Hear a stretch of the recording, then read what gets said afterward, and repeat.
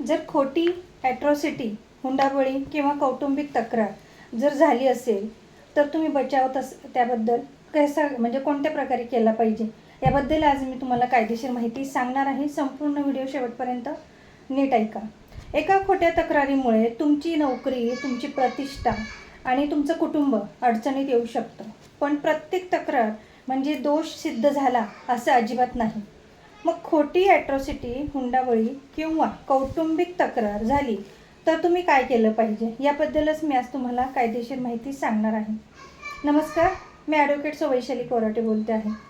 पोलिसांनी तुम्हाला फोन केला तर पहिला पाऊल तुम्ही कायदेशीररित्या कोणतं उचलला पाहिजे, स्वतःला कायदेशीर बचाव कसा केला पाहिजे स्वतःचा, त्याबद्दल मी सांगणार आहे. आजच्या व्हिडिओमध्ये मी तुम्हाला कायद्याच्या आधारे एक एक मुद्दा स्पष्ट सांगणार आहे. नीट ऐका. या 5 मोठ्या चुका लोक करतात. तुमच्यावर खोटी केस झाल्यावर त्या 5 चुका टाळण्यासाठी मी काही मुद्दे तुम्हाला सांगणार आहे, ते नीट लक्ष देऊन ऐका. सर्वात आधी तुम्हाला हे सगळं कळाल्यावर तुम्ही पहिली शांत राहा. तक्रार झाली म्हणून स्वतःला दोषी समजू नका आणि घाबरू देखील नका. त्यात मेन म्हणजे पळून जाऊ नका. नंतर त्या लोकांना धमक्या देऊ नका. कारण काय होतं, त्यांना तो पुरावा मिळतो आणि ह्या गोष्टी तुम्ही टाळल्या पाहिजे.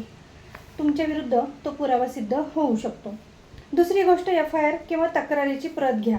तुमच्या विरुद्ध नेमके कोणते आरोप झालेले आहे ते तुम्ही आधी नीट समजून घ्या. कोणत्या तारखेची घटना आहे, कोणते पुरावे त्यांनी दिले आहेत आणि कोणाची नावे आहेत त्याच्यामध्ये, हे सर्व जाऊन व्यवस्थित ते घेतल्याशिवाय कुठेही पुढे जाऊ नका. म्हणजेच काहीच प्रोसेस करू नका. पुरावे नंतर तिसरं आहे, पुरावे नीट जतन करा. म्हणजेच काय, जसे की व्हॉट्सअप चॅट असतील, कॉल रेकॉर्डिंग असतील तुमचे, नंतर जे कायद्याने ग्राह्य धरले जातात म्हणजे मर्यादित असलेले ईमेल, फोटो, व्हिडिओ, बँक व्यवहार, प्रवासाचे पुरावे, तसंच CCTV फुटेज आणि साक्षीदार, ह्या सर्व गोष्टी खूप महत्त्वाच्या आहेत. त्या नीट व्यवस्थित जपून ठेवा. अटक होण्याची शक्यता असल्यास काय केलं पाहिजे, तर काही प्रकरणामध्ये अटक होऊ शकते, तर काही प्रकरणात न्यायालयीन प्रक्रियेनुसार पुढील कारवाई होत असते. योग्य प्रकरणात अग्रिम जामीन म्हणजेच अँटिसिपेटरी बेल किंवा नियमित जामिनासाठी कायदेशीर उपाय उपलब्ध असू शकतात. मात्र प्रत्येक कायद्याखाली अग्रिम जामीन उपलब्ध असेलच असं नाही. हे प्रकरणातील तथ्य आणि लागू कायद्यावर अवलंबून असतं. म्हणजे तुम्ही कोणत्या प्रकारे गुन्हा घडला आहे त्यावर अवलंबून असतं.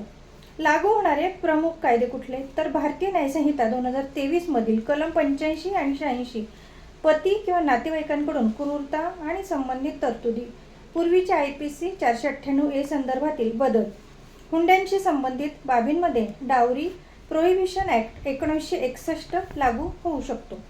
Protection of woman from domestic violence act 2005, कौटुंबिक हिंसाचार.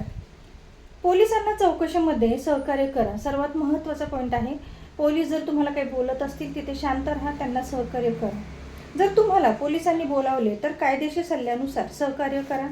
खोटी माहिती अजिबात तिथं देऊ नका. म्हणजे जे झालं आहे ते व्यवस्थित त्यांना नीट सांगा. तक्रार खोटी सिद्ध झाल्यास म्हणजे तुमच्या विरुद्ध जी ॲट्रॉसिटी, हुंडाबळीची तक्रार केलेली आहे ती जर खोटी ठरल्यास न्यायालयीन प्रक्रियेनंतर तक्रार खोटी सिद्ध झाली तर परिस्थितीनुसार काही कायदेशीर उपाय उपलब्ध असू शकतात. म्हणजे तुम्ही काय केलं पाहिजे त्यासाठी, तर नुकसान भरपाईसाठी स्वतंत्र दावा तुम्हाला योग्य प्रकरणात करता येईल. खोटी माहिती किंवा खोटे पुरावे दिल्याबद्दल कायदेशीर कारवाई त्यांच्यावर होऊ शकते. मानहानीचा दावा प्रकरणानुसार तुम्हाला करता येईल. हे सर्व प्रत्येक प्रकरणातील पुरावे आणि न्यायालयाच्या निष्कर्षावर अवलंबून असतं. म्हणजेच काय, त्याच्यामध्ये पूर्ण तथ्य आहे केसमध्ये, खरंच तुमची बाजू खरी आहे का त्यावर अवलंबून असतं.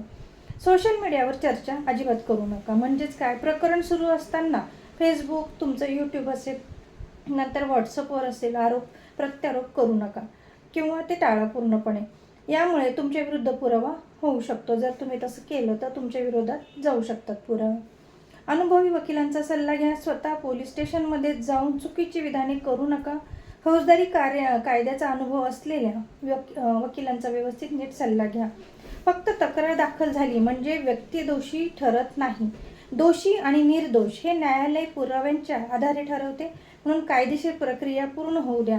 म्हणजेच तुम्हाला वाटलंय, तुम्हाला असं कळालं की आपल्या विरोधात खोटी तक्रार केलेली आहे, तर लगेच रागारागाने पोलीस स्टेशनला अजिबात जायचं नाही. तिथे काही बोलायचं नाही. जे काही झालं आहे ते शांततेने तिथे जा, व्यवस्थित ऐका, तुमच्या विरोधात काय तक्रार आहे ते बघा, तिथे कोणाकोणाची नावं तक्रारीमध्ये दिलेली आहे ते चेक करा आणि मग नंतर एखाद्या वकिलांकडे जाऊन त्याबद्दल सगळी त्यांना माहिती द्या. त्याच्यावर ते काय बोलतात त्या पद्धतीने तुम्ही कायदेशीर पुढची प्रोसेस करा.